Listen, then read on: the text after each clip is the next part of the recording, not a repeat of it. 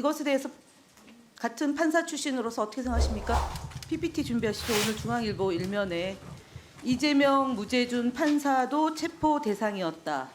이 기사가 지금 나왔습니다. 혹시 김태규 직대 이 기사 보셨나요 오늘? 보셨죠? 뭐 소상인 모르고 보셨죠? 헤드라인만 질문이 봤습니다. 보셨죠예요. 왜냐하면 방통위는 언론 보도를 모니터링해서 예, 헤드라인 봤습니다. 예, 이것에 대해서 같은 판사 출신으로서 어떻게 생각하십니까? 사법부를 대통령이 농락하고 있는데 이에 대해서는 판단이 그 없습니까? 부분에 대해서는 제가 답변 드리는 게 적절치 않아 보입니다.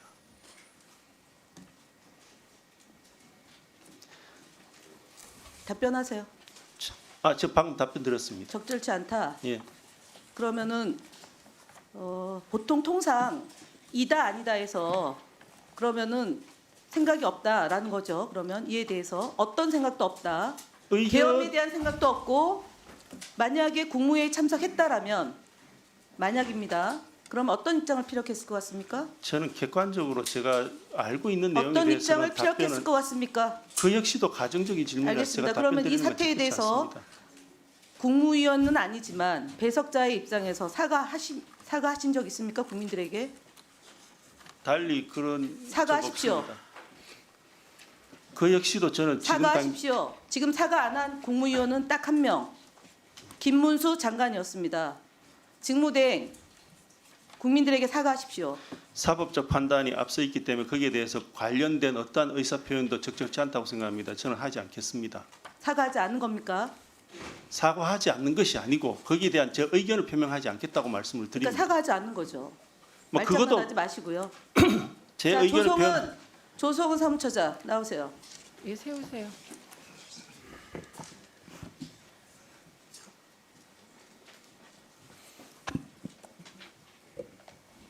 예, 고위 공무원이죠. 예 그렇습니다.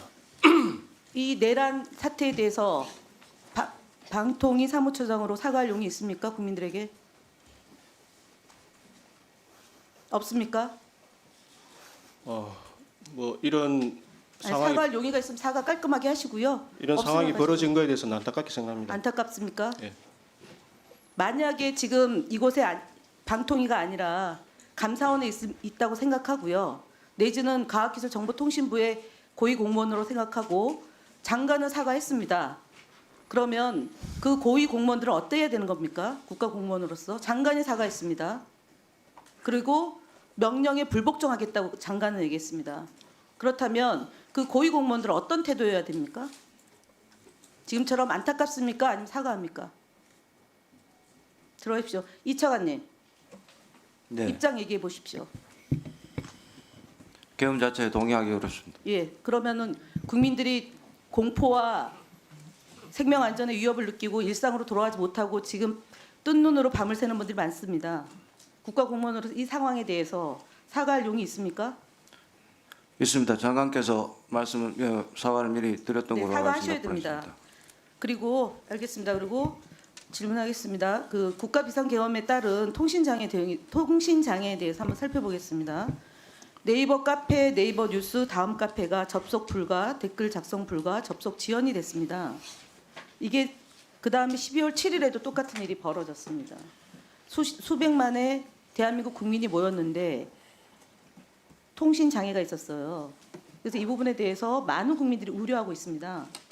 그래서 내일 있을 12월 14일 탄핵에 대한 온 국민의 집중, 그다음에 전 세계가 집중하고 있습니다. 이에 대한 대비책이 지금 만반의 대비책이 마련돼 있습니까? 네, 일단 방송발전법에 의거해서 통신 소통에 대해서는 7일 날도 저희들이 조치를 했고 14일도 현재 준비 중에 있습니다. 예, 이 특히 댓글이 작성되지 않았습니다. 그리고 접속이 지연됐습니다. 이것은 21세기 대한민국의 그 통신 강국으로서 매우 수치스러운 일이라고 생각합니다. 왜냐하면 저희가 이런 일들이 많이 있습니다. 그리고 특히 담화문이 발표됐을 때 어떠한 내용일 거라고 몰랐다 치더라도 비상 상황이 된 겁니다. 그럼 비상 상황에 대비를 했어야 되는데 다음에는 이런 일이 발생하지 않고 국민들이 불안해하지 않도록 만반의 준비를 다시 한번 강조드리는 바입니다.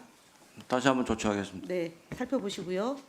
그 다음에 방통위가 앞서 말씀 답변서에 보면 비상한 시기에 대응하는 매뉴얼이 없다라고 얘기했는데 맞습니까, 방통위원장? 예. 네.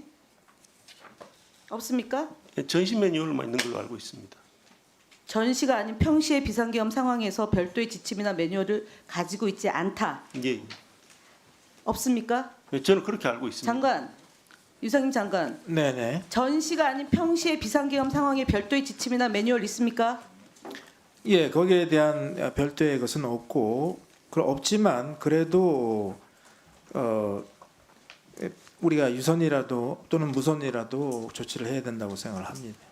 을지훈련, 충무훈련 왜 합니까? 예, 그것은 국가 비상 사태 발생 시 합니다. 그럼 국가 비상 상황이 발생했습니다. 그럼 충무훈련이 발동된 겁니다.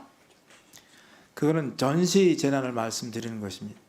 비상계엄 상황입니다. 충무훈련이 발동된 겁니다. 그래서 그에 따라서 지금 계엄이 발동이 됐기 때문에 그에 따라서 조치가 진행 중이었던 겁니다. 그래서 방통위에 사람을 보내라고 연락을 받은 겁니다. 그 조치에 따라서 방통위원장 직무대행 예. 을지훈련에 따르면 어떻게 해야 됩니까? 이런 비상 상황이 발생하면 일주일년 뭐 전체적인 뭐 매뉴얼을 제가 숙지하고 있지는 못합니다. 조성원 차장 나오세요.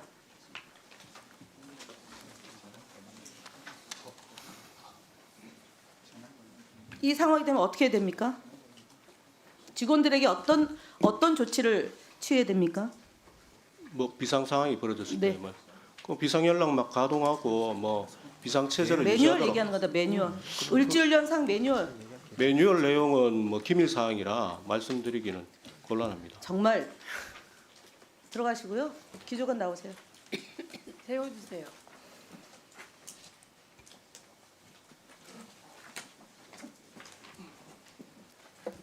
어떻게 해야 됩니까, 직원들은? 그 을지훈련 관련된 부분도 비밀로 아니 분류되어 비상 있기 상황이 때문에 발생했어요. 계엄령이 발동이 됐어요. 그러면은 사무처장이 없고 직무대행은 설거지하고 있고 그러면은 그 다음 기조국장은 어떤 조치를 해야 됩니까, 직원들에게? 그냥 전화 보고 있어라. 국가기관 방송사인